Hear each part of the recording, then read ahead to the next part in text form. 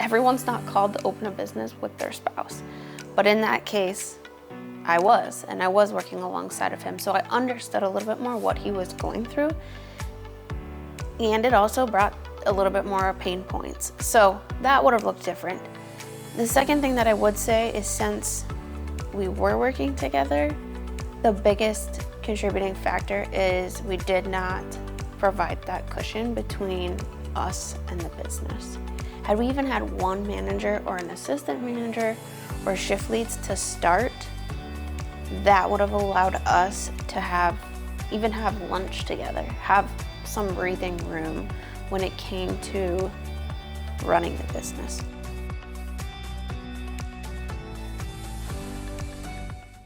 We're back, and today we're going to be talking about our Crumbl story. So last episode we left off just kind of catching everybody up to where we were, and now we're going to enter into really the Crumbl story, which is kind of the meat and potatoes. We talked last time about Primerica, finance, my mentor, us growing, not only together, but growing in self-development and business.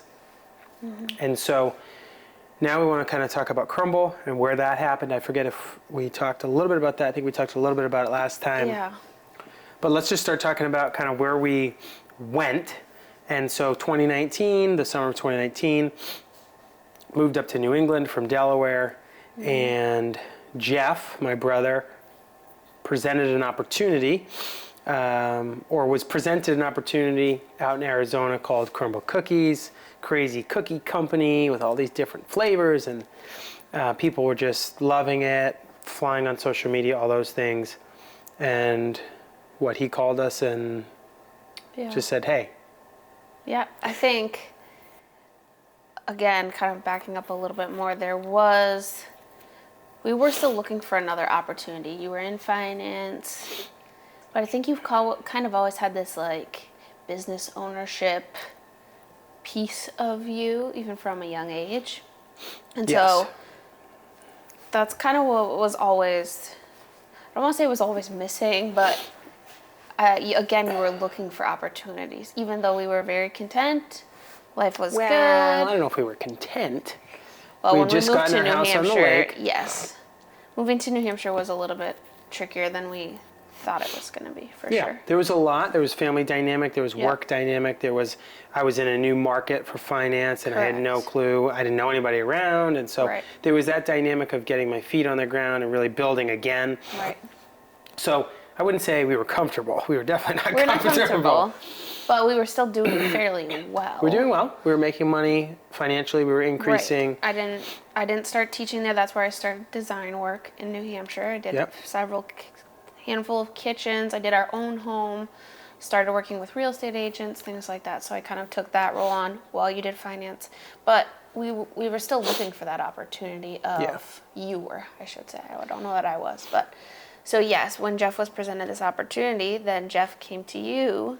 I mean, you guys had kind of had businesses all along. Yeah, leaf blowing businesses, landscaping, and cats and dogs. Dog walking. We had a business called Triple J Pet Service. Right. Then it moved into Double J Landscaping. Somehow I got fired.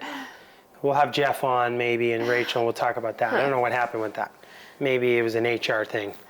But yeah, we had always done things. But I think what was interesting is Jeff was doing his own grind through Planet Fitness and operations and things like that. I was doing my own grind along with you, self-development, getting out of debt, in finance. And I think we both saw each other's tenacity for business, for growing. And we started just talking more. We started talking about Dave Ramsey, talking about debt, talking about money. Yeah. He actually lent us some money, if you remember, for flipping one of those houses, which we talked about in the last episode. He was one of our investors. There's a few. And so he knew we were hustling, he knew we were learning and growing, and he said, hey, let's look into this together. And so so then that's when it started at the end of 2019. And for me, it wasn't that I was dissatisfied with finances. What I saw finances, and I think a lot of people will recognize this if you're in that industry, if you're in sales in general, is it's a constant battle of keeping your pipeline full of clients. And for me, basically it's called prospecting. For me, it was starting to get old. It was starting to get boring. Like this will never end. This is just forever.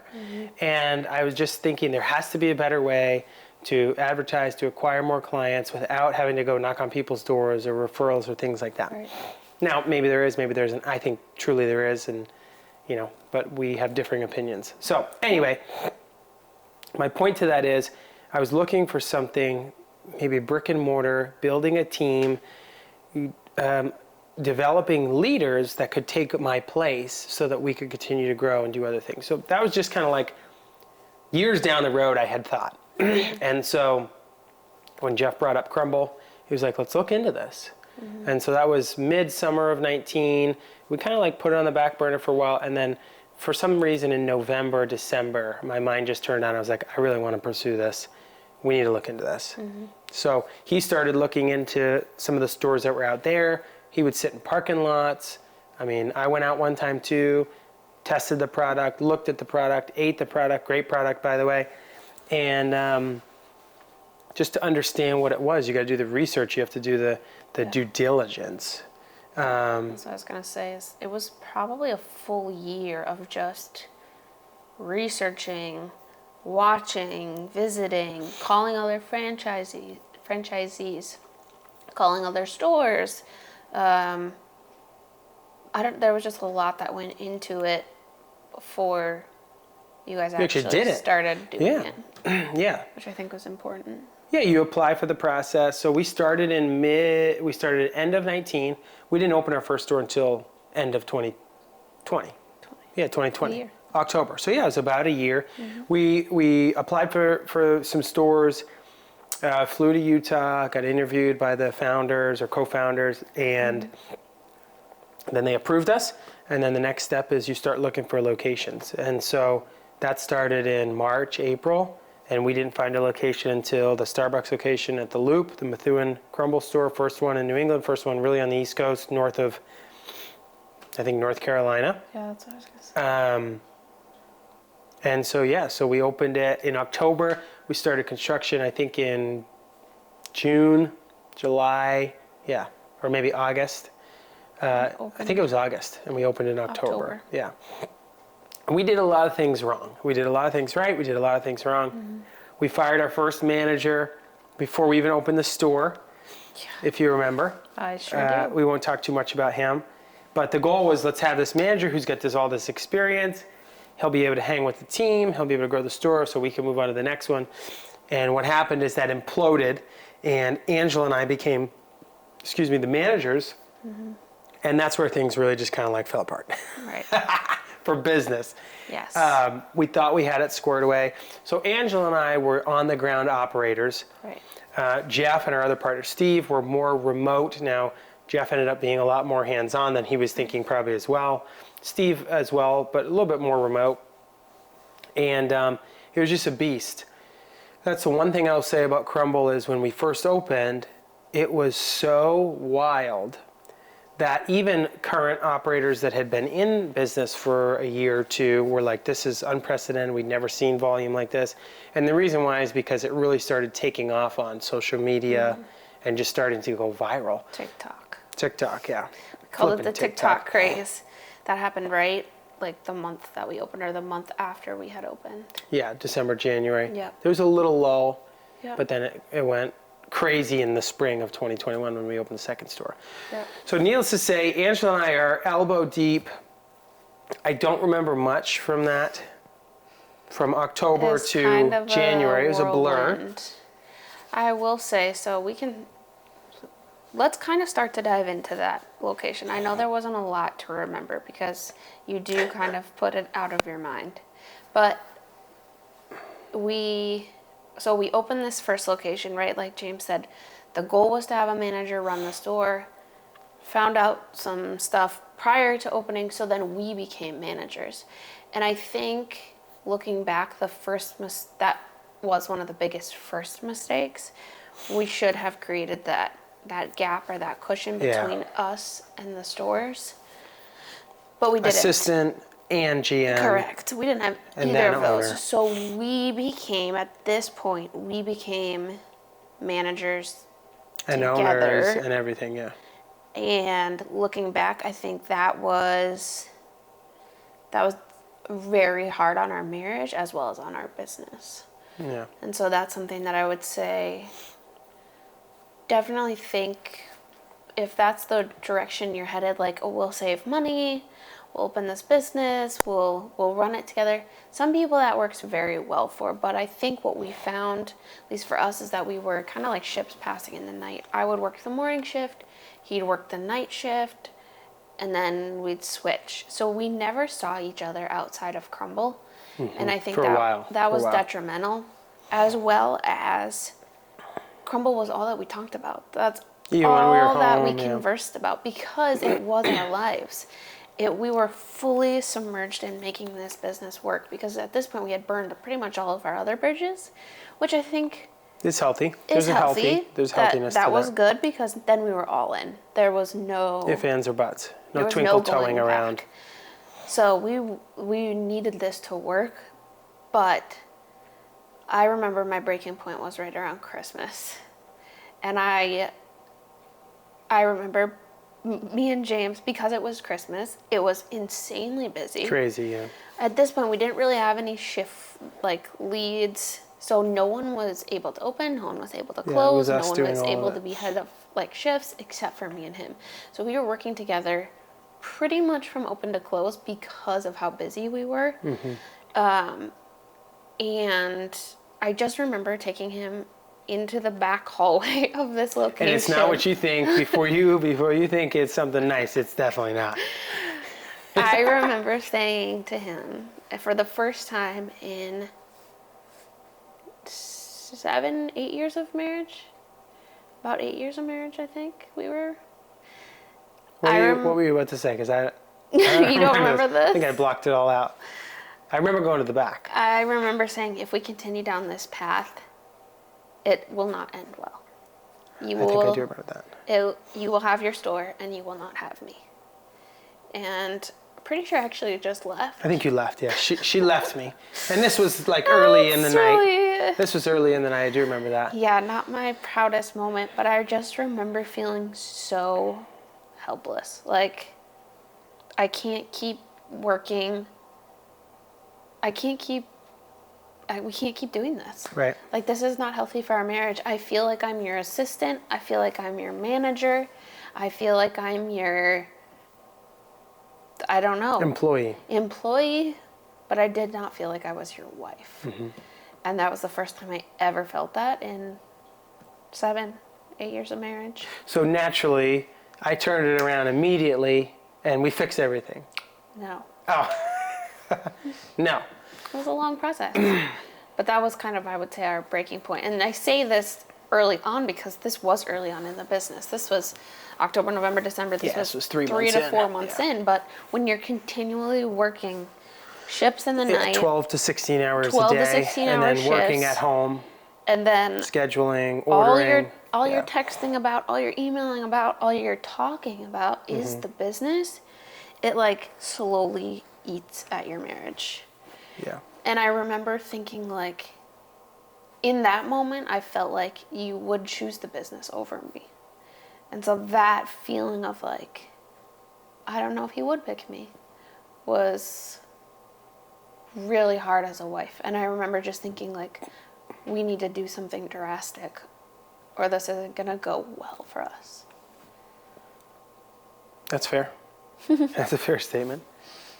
This isn't great to relive these moments. I know. These aren't really great. But this is the hard part. And I think we probably are not the only couple that has gone through this with opening a business together. Right.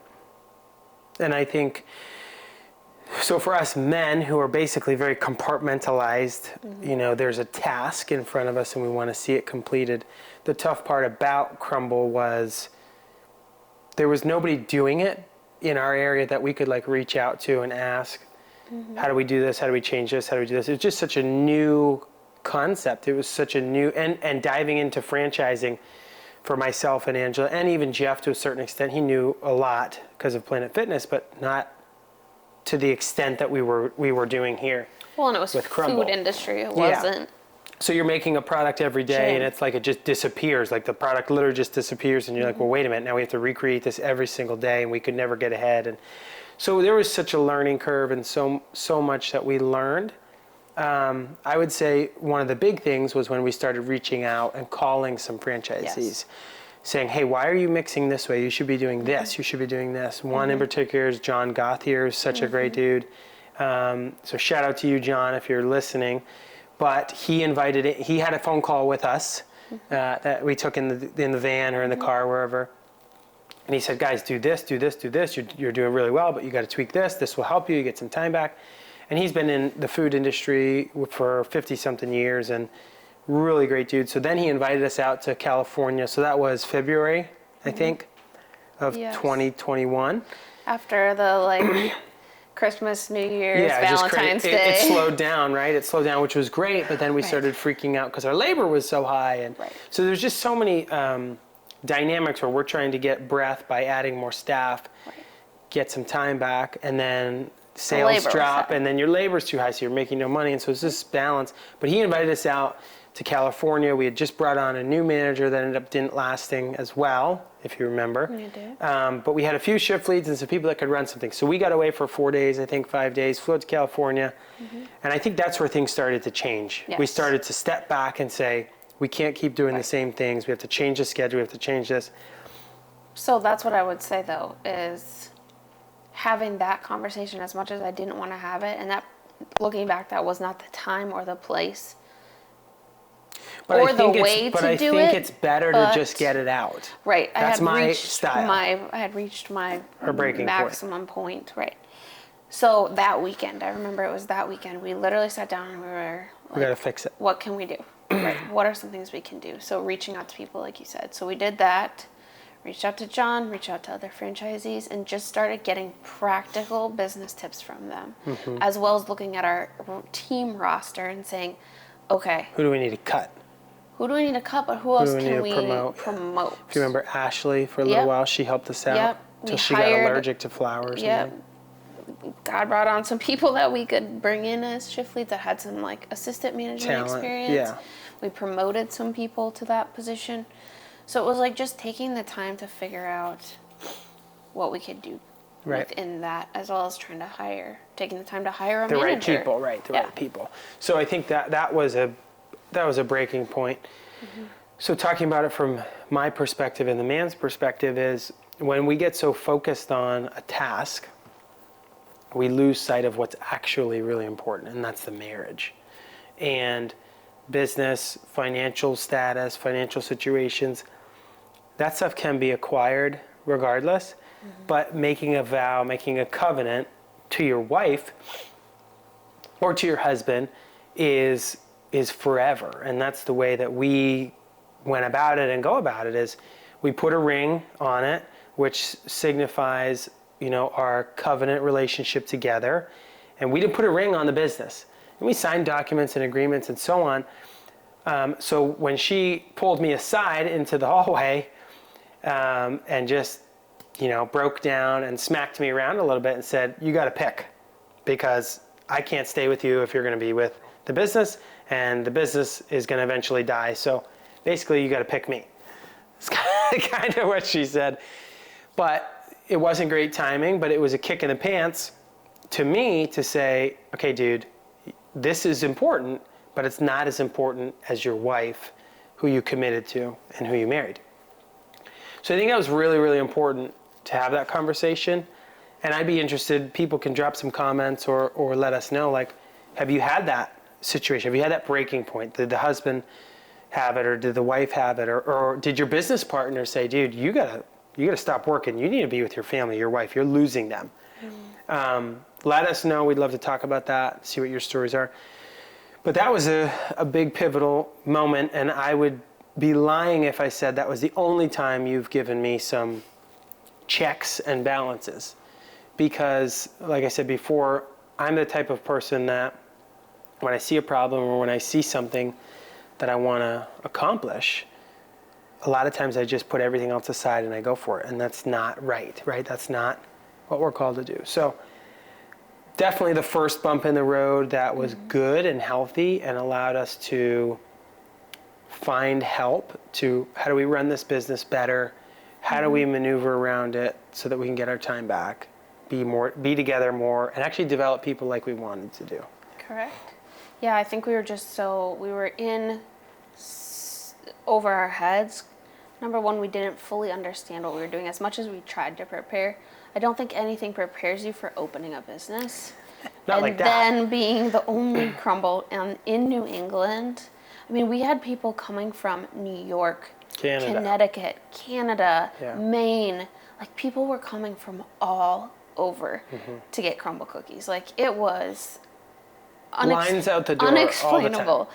So you'd just get into work, you'd look up, you'd see a line out the door and be like, really? I have to do 12 hours of this? Yeah. So we really just didn't get a chance to breathe. I mean, thank goodness we had Sundays off. So there was that, but a lot of time, to be completely honest, we were in the stores on Sunday before it was not allowed. We were making dough, trying to catch up from being behind on the weekend. So there really wasn't a break for 3 to 4 months. Right, for 3 to 4 months. So I would say, as much as I didn't love that conversation and as much as it hurt, I'm glad we had it, because that was a turning point for us as business owners to seek other people, to seek help, to figure out, what are we missing? How did we go wrong? So seeking wisdom from people who have already done it, who have been in it. Yeah, it's super, super important. And it worked. I mean, we worked for a little while. We struggled through it. Right. But we created a little bit of space between us and the store. So that was the first store. That was the first breath. Yeah, that was the first store. Then the second store is really when the TikTok boom exploded. Yes. And the reason this will never die in my brain is because as we were doing the team orientation for our second store in Nashua, New Hampshire, we got a call from our manager that we're sold out of all cookies. And we're like, wait a second. What are you doing over there? How are you sold out? Yeah. So Jeff and Steve ran over. Left the orientation for the new store to go to the first store. And help them. And then we finished the orientation at 9. You and I went over after the orientation at 10 p.m. And we're not really night people. We like to be in bed at 8:30, 9 o'clock. And on the weekends, Crumbl used to be open till midnight. It was terrible. It was long. Yeah. So you'd work till midnight and then open the store at 6 a.m. So as this TikTok boom is happening, we're about to open our second store. And it was we just hired Jason St. Louis, who's an incredible guy, still with us, is a partner. Thank God for Jason, for sure. So we ended up splitting up because the volume was just so heavy. Jason and I were you with us in Nashua for a bit? No, I was in you went to Methuen. So Jason and I were running the Nashua store, and we actually hired a franchisee to come in, Molly Ashton, who was super helpful. She just helped us crush it. So the three of us opened that store. You, Steve, and Jeff went to Methuen. With the manager there. And that was craziness in and of itself. Yeah, we still, even with all of us and all of our team, we still could not keep up with dough production. Yeah, it was crazy. So it's just a really wild, you talk about applying pressure to all different areas of your life, stressors to all different areas of life, not sleeping well, not eating well, not exercising well. Yes. It's just a complete recipe. I think I probably lost 20 pounds within and we were 6 months. All the time. I was pretty sick for a long time, but you just keep pushing through. You don't know what else to do. So we're not trying to paint this picture of starting a business is terrible. We're just telling you that there's gonna be things that test you with business and test your marriage. Right. I can remember, I don't even remember if we were intimate or gave each other hugs or kisses hardly ever. I can honestly remember just going home, in the night. passing out, sleeping, getting up as early as I possibly could wake up, heading back into the stores. Yep. And so definitely a rough 2020 to mid 2021. Both of those stores were wild. We hired on some much better people for both stores, and so I think we started to get some breath. And then towards the end of 2021, things got a little bit better with the third store opening, which actually wasn't a dud, but it was it wasn't quite as busy as the other one, so we were ready and really prepared for it. And It's much more manageable. Yeah. But what are some things, like for business owners and married people right now listening, high achievers, if you were to go back and do it all over again, what would be some practical things that you'd be like, all right, we got to have this in place, this in place, and this in place before we even start? So I think 2 things come to mind. Number 1, it would have been different had I planned to not work alongside of him. Mm-hmm. So had I had my own career, I think it would have looked different, but I don't know that it would have been better. Still wouldn't have seen me. I still wouldn't have seen him. And he would have come home exhausted, and I wouldn't have understood everything that he was going through.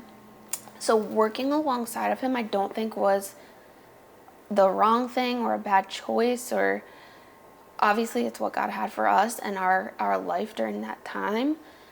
I just think it looked different. So it's not for everybody. It's not, everyone's not called to open a business with their spouse. But in that case, I was working alongside of him. So I understood a little bit more what he was going through. And it also brought a little bit more pain points. So that would have looked different. The second thing that I would say is, since we were working together, the biggest contributing factor is we did not provide that cushion between us and the business. Had we even had one manager or an assistant manager or shift leads to start, that would have allowed us to have lunch together, have some breathing room when it came to running the business. So I think that's the biggest thing, is even if it costs a little bit more up front, build your business the way that it should be built. Don't cut corners, don't try to pinch pennies, because in the long run, I think you're gonna pay for it in a different way. So spending more money on payroll in the front, so that you have the right person and they can give you that stability, is probably the right move in the beginning. Absolutely. I think now, looking back, you have to have that in place. Whether you're working with your spouse or not, I think we tried. We just didn't have the right person. Correct. We didn't. Right. And then we were and people might say, well, like, why didn't you just hire somebody? Yeah. Like, why didn't you just turn around? We literally did not have time. Like, that was not a priority. We didn't have time to do interviews. We tried. And that's how we eventually got the one manager 3 months down the road. Right. Was like, we were able to get shift leads in there so that we could interview managers. Get some breaks, right.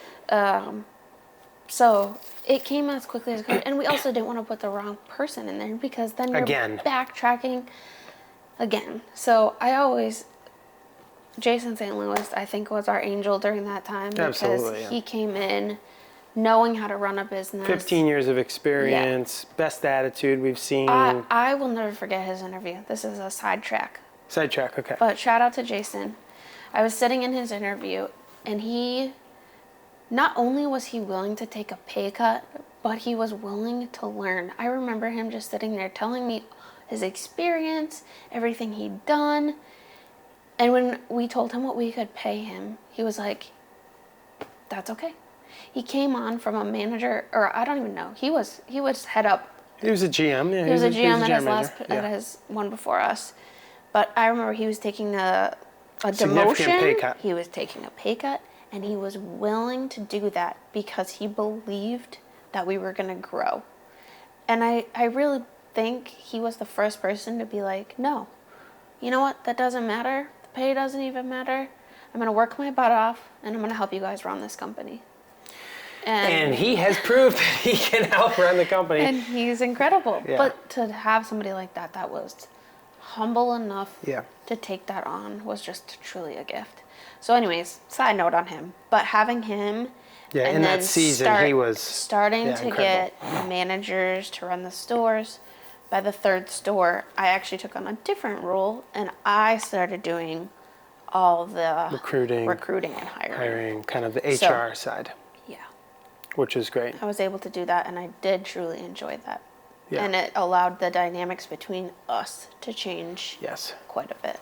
Because you were working more of a remote position, you would go into the stores, do a little bit of training with the team. Yep, I did. And everybody knew you. Stuff. I did the onboarding, the new hire stuff, orientations, things like that. So I think the big and I love what you said, right, is create separation. But if you're just starting out in a business, it's important that you understand, you may not be profitable for a few months, so you need to have cash in the bank to float that. But you need to, if you want your sanity, you need to create space between you and the frontline work. Doesn't mean you don't do the frontline work. Absolutely. Because you need to know it, so you can speak on it, so you can teach it, and so you can train it. But you need to create that space. So yeah, looking back, maybe we should have delayed maybe we delay the opening because we don't have the manager in place yet. Right. So there's just some things that you could think about when it comes to that. So your role obviously changed. We opened our third store. You became recruiting and hiring pretty much. And I will say Jeff came up with a really great idea as we started to scale, which is Zoom interviews, remote interviewing. Because a lot of times you have to schedule in the store and you have to make it work and you need to get dough production done. And I couldn't always do it because I was running one of the operations and Jason couldn't always do it. And so it was, once you started doing those Zoom calls, that helped out a lot because it freed up your time. Yep.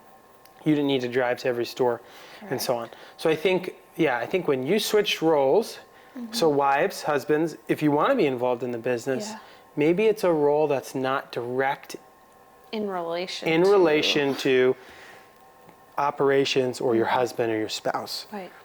So if you're sales, maybe they shouldn't be your salesperson. Right. Or if you're marketing, maybe they shouldn't be a social media editor. Right. Maybe they need to be on the sales team. Right.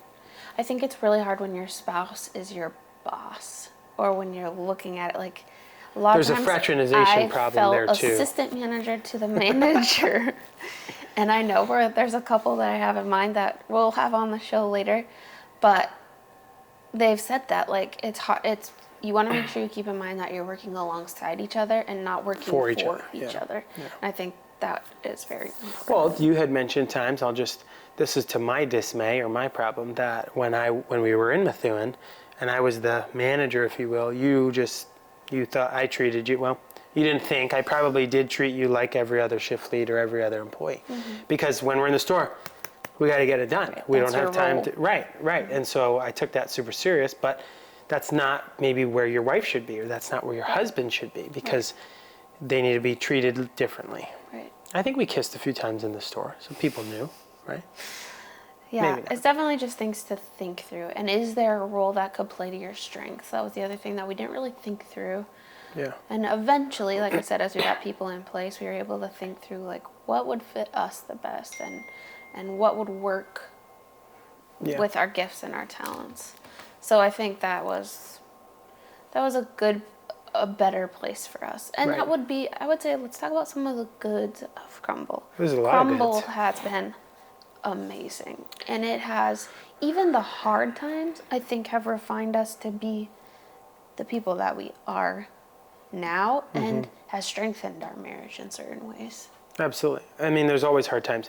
Right now, we're still going through a hard time. They don't end, right? But I think a lot of the goods we've gotten to do some traveling. We've gotten to meet some really great business owners, some really great people. We've gotten to coach some really awesome great people. We've gotten to develop leaders. I think that's one of my favorite things is to see, for example, a Jason, humblest dude, to come in as assistant manager, and now 3.5 or 4 years later to have equity in our company, to have, and so that doesn't happen. Most places you don't start as an employee and within 2 years have a percentage of the business. That doesn't happen. So I love the fact that we're able to do that. So I mean, those are a couple things. I love seeing our entry-level team become our managers. We have 2 or 3 of them. I know. And some that are multi-store managers now. I think of 2 of our multi-store managers that we did their interviews as bakers. What an incredible 18, 19 story that they have. And maybe one time we can get them on. They have family and they have boyfriends and they have, other things going on outside of Crumbl. But they came in as bakers and worked themselves up to now multi-store managers. And so you're right, being able to pour into those people. I mean, we truly love and care about them. And I think that has been one of the greatest blessings, is to be able to do that with you and alongside you and watch those people grow. Yeah. So I think those are definitely some of the benefits. Obviously, there's a financial aspect that we're basically living a dream that God has blessed us in the aspect of we grinded it out and he blessed us in this opportunity of really becoming financially free and being able to live and give to whoever we want. So that's a huge aspect. But it's beyond that. Now it's more, what can we do for others? What can we do for kingdom work? We love business. Yep.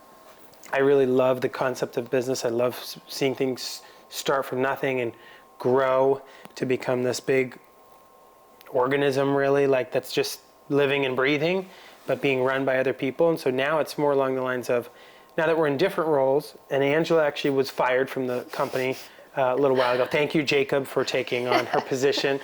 We hired Jacob, who's our HR and hiring manager. Recruiter, incredible dude, could not have picked a better person. Angela did a great job interviewing Jacob.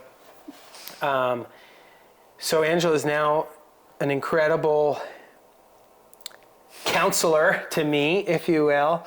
But it's healthy that she's not in the day-to-day business, but also can still speak in my ear for things that should be done. But it's interesting to see the roles change over time. And now it's a role of, what do we want to do next? How do we want to continue to grow? Who do we want to promote? How do we fix these big problems? You know, we've had a problem with our Vermont store for literally a year to find a good general manager. We thought we had one, and they just didn't show up for their job. And so, very strange, but only in Vermont. I just love Vermont. You know that's not true if you've followed anything I've said over the last year, but those problems, we just try to find solutions and ways to fix that stuff. And so I think that's the role that we're in now, is this higher level. How do we see the chessboard and maneuver it so that we can eventually kind of win in that aspect? Yeah. But as we move into that area, along the way, there's been plenty of times that I've neglected time with the family, or that I've just dove in too far, back into the weeds, which is not really my role anymore. And we've had those conversations. I think of when Lila was born. We had Lila, right? Our adopted, beautiful baby girl, Lila. We need to have some downtime for the family. And so now that she's 2, I think probably the first year of her life, I was very like, I got to work, because as she gets older, I want to be there. And you had to rein me in a few times, I think. But now that we have her and she's 2.5, it's like when I leave or when I travel for work, she knows, and she doesn't sleep as well, and I miss her and I miss you. And so there's so many dynamics of, you have to be able to try to balance and think outside the box of just the business. The question that I try to think to myself somewhat regularly as I'm still learning and growing is, if I don't do this for the business, will it die? Or can it wait till tomorrow? Right. And so one of the big things that I tried to learn this year, 2024, was calendaring, and really being better with the time that I have allotted every day. And so I try to stop most of my work around 4 p.m. so that I can be present. We can go in the pool, we can hang out, we can do stuff. It doesn't always happen. And trust me, I hear about it when it doesn't happen. But being more present with the family and your kids, especially as they're growing up, is so important. I think, too, one thing that we always talk about is that everything costs something. Nothing is free. So you need to talk with your spouse what you're willing to pay. If you're getting money, are you giving up time? If you have time, are you giving up money? Maybe it's not even money or time. Maybe you're giving up, I don't know, resources of some sort. A relationship. Maybe you're giving up a relationship in general, yeah. There's just something, it always costs something. So number one, what are you willing to pay? And is it worth it? Is it worth a manager being unhappy and not taking care of the air being at the wrong temperature? Or is it worth having dinner with your family? Or can you do both? Is it possible to do both? Like, I don't know, you just, like, there's so many little scenarios that I think cost mostly time, but that cost us something. So deciding what's worth the sacrifice. Yeah. And a lot of those things can be fixed with processes and systems. Absolutely. And we didn't do a good job at that. We did terrible at that. We did terrible because, the manager wanting the heat adjusted. Well, it's not always the manager. It's but would the text shift or leader. call me, and then I would get on my phone and I would try to fix it, when in reality I should be present with my family because the heat or the cooling is not that big of a deal. Or do I have a system or checklist in place that says, go to this, do this button, adjust the heat, only adjust it between this and this? And we didn't do that. We didn't do that right away. It took us a very long time to figure some of those things out. And it was those scenarios that made us say, okay, we need to have a process in place. We need to have systems in place. And is missing dinner that big of a deal? Maybe not. But every week but in and the every day. middle of it, and right when it's an accumulation of these things, it does get frustrating. And it's the feeling of being on the back burner for somebody. Like, nobody wants to feel like they're not important, or they're not as important as something. So I think it wasn't the fact of missing dinner, right? It was I must not be as important as that phone call, or dinner as a family is not as important as that. So I think that was something, again, that we're working through and still working through. And the other thing I would say, a practical tip that I would encourage people to do, and we've done this several times, maybe every 6 months, draw a pie chart of your time. And then draw a pie chart of what you think your spouse's time looks like. That was something that we started doing. I would draw a circle and how I thought I spent my time. Like 20% is work stuff, and 30% is home chores, and 50% is Lila, and 20% is time like dates with James, or like you just divide it 100% of your time, divide it in how you spend your day. And then you do your spouse's and what you think their time is. And then you compare them and talk them out. And they look very interesting. And it is interesting to figure out, like, okay, how close are we? And where does the needle need to move a little bit? So I think that's for us, I'm a visual learner, but that's a visual way to actually look at where you're spending your time, where your spouse is spending their time, and just talking it out, communicating over that. And I think that has been a very big practical tool for us as we continue to grow and expand. Mm-hmm. And if you didn't catch that, or you haven't been following along, one of Angela's most important love languages, and a lot of women, their most important love language is time. And so if you're a big baboon like me, and you don't understand that very quickly, you have to draw these little pictures out on where you spend your time. And the time for spouse and Angela needs to be like this. I'm just kidding. But seriously, it kind of does. No. So sometimes when you do those exercises together, it allows the husband or the wife, whatever, to say, listen, here's where I see all of your time. Like, I literally see you working at 7 o'clock at night on your phone instead of playing with our daughter. Or I literally see you doing this or doing that.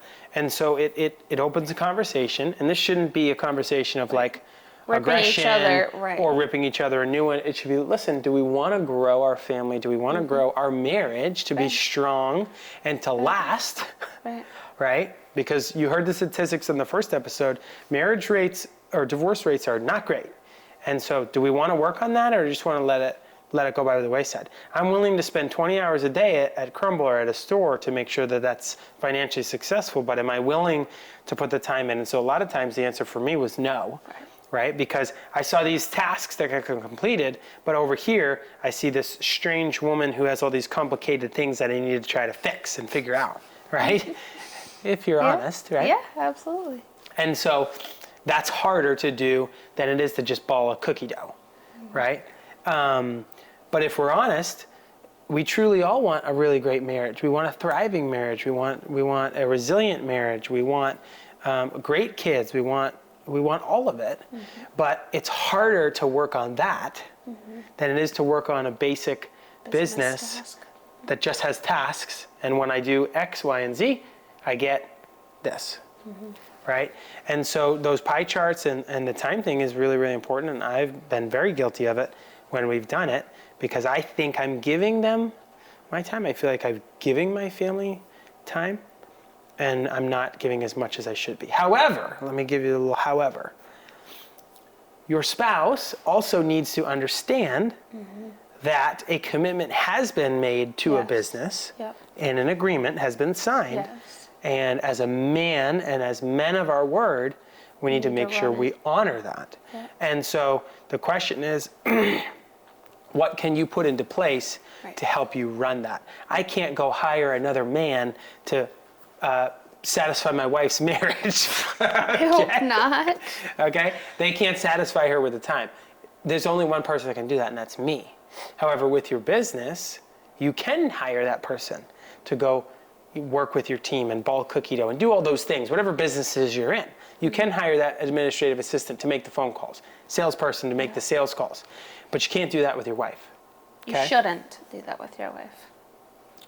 Do you know any scenario where you can and it would work out? No, it doesn't work out. Okay. That's what I'm saying. Okay. That's what leads to divorce. Typically, that's what leads to cheating and adultery and all those things.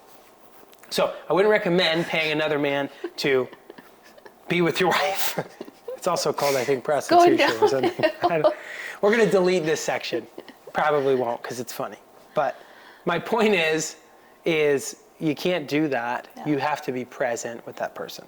Right. And I've been very guilty of that, that failed at that. But I'm going to rewind again one more time, is you need to explain to your wife the before you even get into business, you need to have that conversation. And with our newest partner and his wife, with pickleball, we had that conversation with them one-on-one together. Angela and I had them over for dinner, and we talked about it. We said, there's going to be some stress. There's going to be some marital challenges that you're going to need to work through. There's going to be a lot of time that has to go into this business. And you both need to know that up front. We're going to teach and coach and tell you all the ways we failed so that you don't fail. But it's going to take work, and it's going to take time.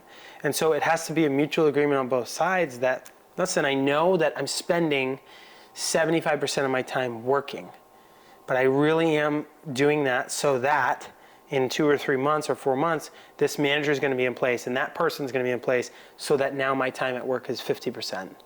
And I can spend 40% with the family and 5% working out and 10% or 5% doing something else, right? So I love that. And that's why it's important. And I like what, it's not just to bicker at each other, to pick things out. It's to have those conversations of like, how much time does it actually need? How much time does the business realistically need? And how much time is enough time for us? Where can we squeeze in a date? Where can you have dinner with the family? Talk about those practically. Don't have expectations that are impossible to meet, which we're all guilty of that, but that's what it allows. I think it allows for a valuable conversation and realistic conversations to happen. And I would say maybe lastly on that, and this might sound robotic, but you actually have to put a lot of that stuff in your calendar. Put the date in the calendar. Put the, and it sounds heartless, if you will, but put that date in the calendar. Put the recital in the calendar. Put, playing in the pool with your kids in the calendar. Put that stuff in your calendar. Block your calendar off, because typically what's on the calendar happens, right? And so we all have the same amount of time. No one has any more time. Jeff Bezos, Elon Musk, they have the same amount of time that we have. The question is, or the deal is they use their time better than us a lot of times. Not always, because they're both divorced and don't have great marriages. And so they just have the same amount of time. They're just using it strictly on business. Where what we're saying is, with this podcast and with what we've done, is there can be a balance. You just have to work on it together, and you've got to come together and not be, with your shield up and with your sword ready to attack. It needs to be, listen, here's where I see, James, like I see you working 80% of the time. And then I see you on your phone, maybe you're doing work, maybe you're not, another 5%, and you give us 7.5% of your time. And so that can really kick you in the balls, for lack of a better term. And so that's good though. Sometimes we need that. But at the same time, the spouse or the wife, if they're not in the business, they need to understand, okay, what does that actually look like? How much time should you really be spending? And here's the time that I would like. I would like you from 4 p.m. to 6 p.m. or I would like you from 5 to 8, and I want you to put the kids down with me. So we dove into that a lot. Obviously now we have 7 locations open, and we currently are looking for a director of operations, which will allow us to get more time back, remove me a little bit more from the business, still maintain obviously control and more of like, I don't want to say consulting role, but more of an overseeing role, where we have Jason and other regional managers, but then this director of operations will really help with really overseeing the day-to-day. And then we can just talk with them, and they can bring our kind of opinions and concerns down, and we can help them continue to grow the business from there. And so that doesn't happen overnight. You can't just hire a director of operations for one location. You don't have the payroll for that. You sometimes have to do that. But it's important to have a plan and to cast a vision to your spouse, I think, of what things will look like, whether you believe it or not. Yeah. I do. I mean, I see it finally happening. I think me stepping out of Crumbl was good and hard all at the same time. Yeah, we need to start wrapping up here. But now that I'm out, I also have a different perspective looking at the business, just from a different perspective. So that's been good, but I am very, very grateful for my time in and with Crumbl. And a lot of days I miss it. I miss being in the grind, but I know that my best job right now is to help him outside of Crumbl. So that looks different every day, but I'm grateful for these new roles that we're taking on, and I'm excited to have a director of operations and see where that takes us, because then we can kind of take another step back and continue to grow. Yeah. So just kind of wrapping up, think about the time that you're spending with your business, with your family, with your spouse. Those things matter, and those pointed conversations, those light bulb moments in the hallway, I can remember a couple of them at the kitchen table. Never in bed, because we were hardly ever in bed together. But yeah, I don't recommend having those conversations in bed. That doesn't go well. Don't go to bed angry. Don't go to bed angry. But be thinking about how you're spending your time. Your family is the most important. Your business will be there tomorrow, right? If you take care of the home and what's at home, that will give you extra energy to go crush it at work and crush it in the business. But if the home life is not good, that's going to create more friction, and it's going to create more animosity and want you to be more at work. So be thinking about that. Share this episode, this podcast, with somebody that you think needs to listen to it. Yeah. We'd love to hear your feedback. What challenges have you had? What comments do you have? What stories do you have? We'd love to hear them, love to come alongside you. We appreciate you guys listening. We'll catch you on the next one.